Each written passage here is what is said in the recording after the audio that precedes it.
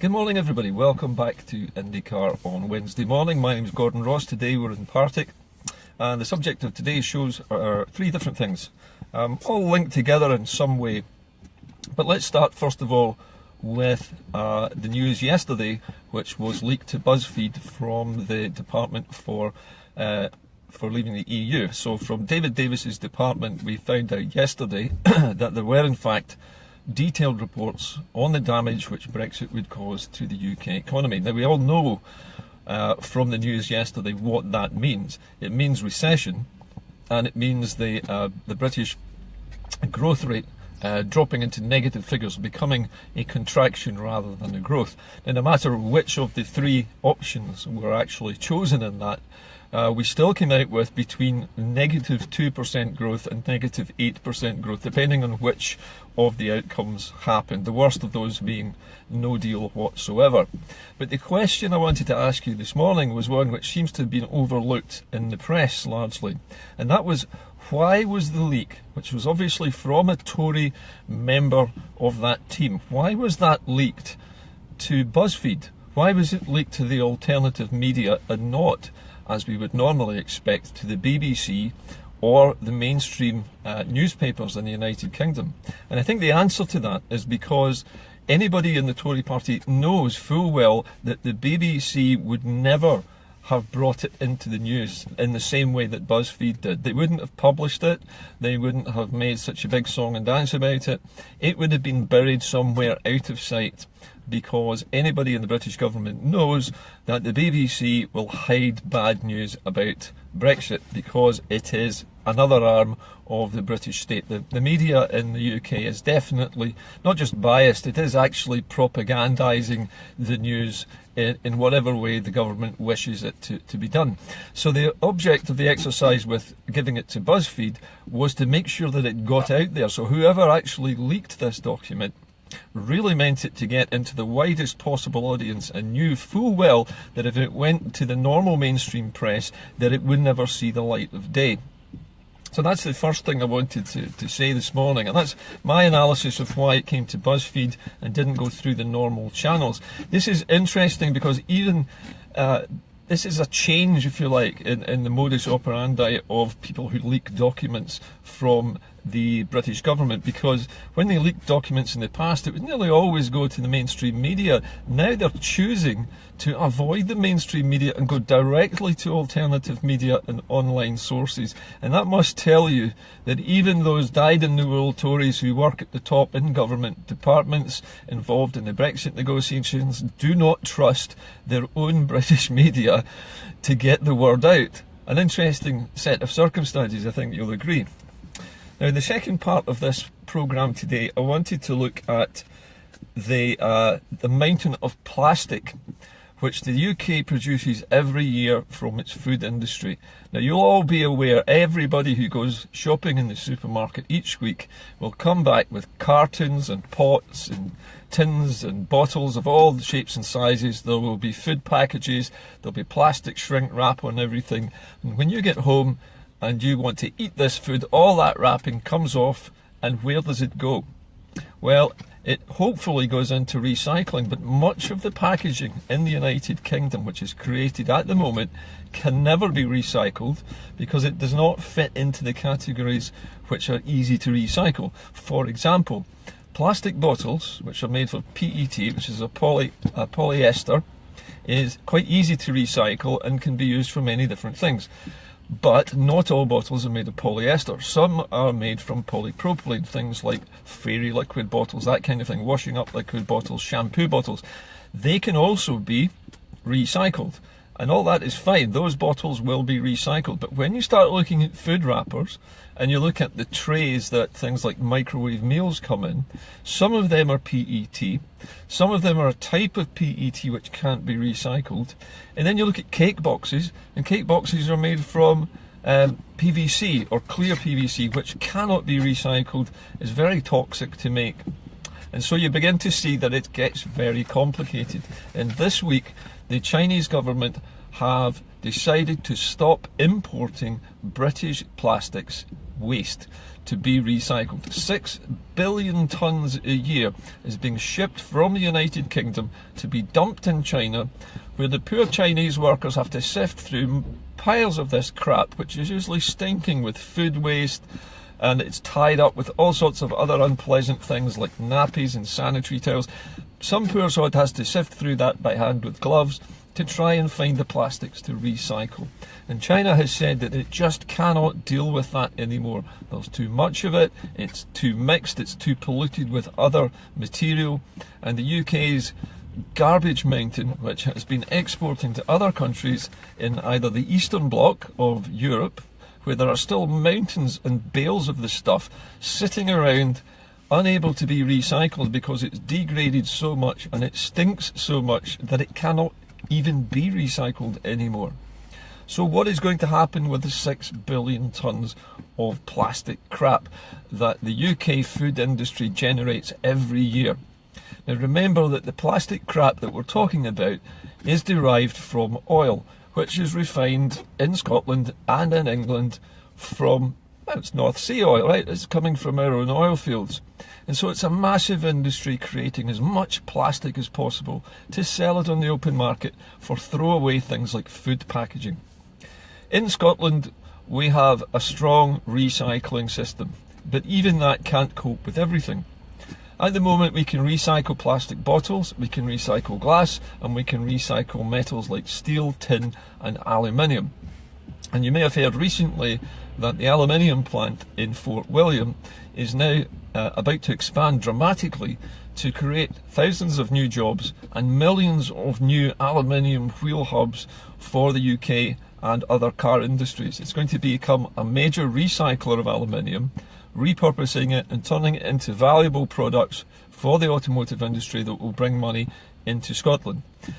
So in terms of our own recycling, we're pretty good at it and we're getting better at it. But the one thing we cannot afford to do is to keep throwing away packaging.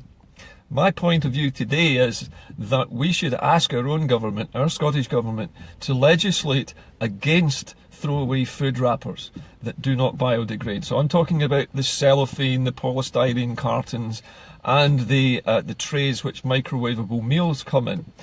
Those things need to be removed from the waste stream so that they do not end up in landfill, because that's the only place they can go, or they would have to be incinerated, creating air pollution, both of which are completely unacceptable if we are to reduce the pollution problem that we have. Now, those of you who have watched Channel 4 documentaries will also know about the billions of tonnes of plastic waste which end up in the sea every year. And this is something that we are all guilty of contributing to. If Scotland is going to be the kind of place we want it to be in the future, it's time for our own government to take some action. This is not something we need to wait for independence for. We have the ability to use existing environmental laws and things like waste management and waste disposal. Some of these things have come under devolved powers already, to legislate to remove all waste. In other words, to require all manufacturers of food, all food packaging companies, to switch from non-biodegradable throwaway plastics to biodegradable paper, card, tin or glass. Now, it's already happening in some industries. There is a small dairy up on Gia which this week was showing off its new glass bottles. For the first time in a long time, glass bottles being recycled with a deposit, so that, sorry, not with the deposit, but with the bottles being used, taken away, washed out and refilled with milk. These can be used 20, 30, 40 times, sometimes as much as 200 times without being thrown away. And this is what the Scottish food and beverage industry needs to get a grip on. And for that to happen, the government needs to force their hand. What we don't want to do is for the British government to start using Scotland as a dumping ground, which it already does for other things like nuclear waste and highly toxic unexploded ammunition, which they dump in the ocean off our west coast. So that's the message from me today. Now, as I was pointing out about China refusing 6 billion tonnes of air crap, and that plastic crap has been flowing into China, and some of it has been recycled into new plastics, but much of it just cannot be recycled at all, because it's too much mixed with food waste and other contaminants, or it's the wrong sort of plastic. So the Chinese cannot take any more of it.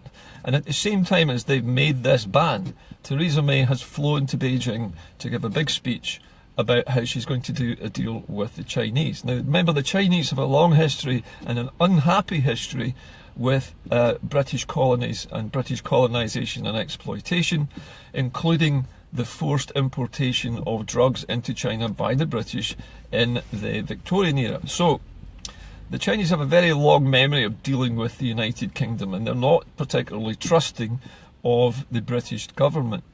And they're now, having refused to take this rubbish from the UK, they are now in a position of watching Mrs May trying to beg them for a trade deal. Now the reason May is going there for a trade deal is because she is losing, and if she wasn't losing it, she wasn't losing the EU market, she wouldn't be trying to do this. She's going to lose the EU common market, and she is putting in a backstop against that by going to the Chinese looking for a trade deal. The European Union has 500 million consumers in its common market. The Chinese market has something like 800 million to a billion consumers in it, so it's a much bigger place to do a trade deal with.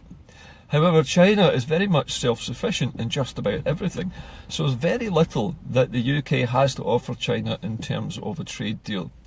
The other thing I think that this points to is the fact that Teresa May is in China trying to get a trade deal with such a large bloc means that she is not confident at getting a trade deal which is beneficial to us from the United States. She must be worried that Trump is going to shut Britain out and to reduce trade with the United Kingdom. Otherwise, she would not be going cap in hand to the Chinese at the moment.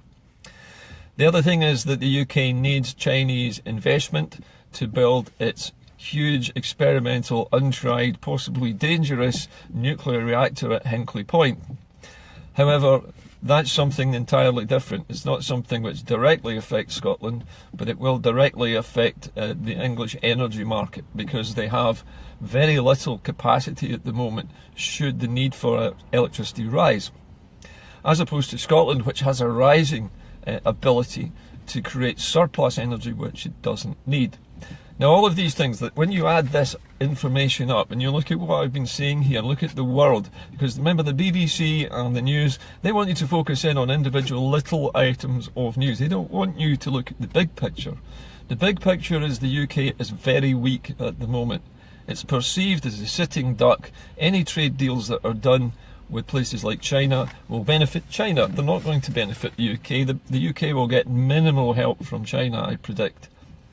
And the fact that this garbage that the Chinese have been importing for all these years from us is now stopped is an indication of a harder line from the Chinese government. Now finally, I come to, I think I've covered Fort William already, but the EU is now in a situation where they can see Teresa May flying off to Beijing, to the Far East, to try desperately to get a big trade deal. Now that will tell the EU that the United Kingdom is not confident that it's going to get a good deal from the EU, and it must be considering the idea of walking away from Europe with no deal.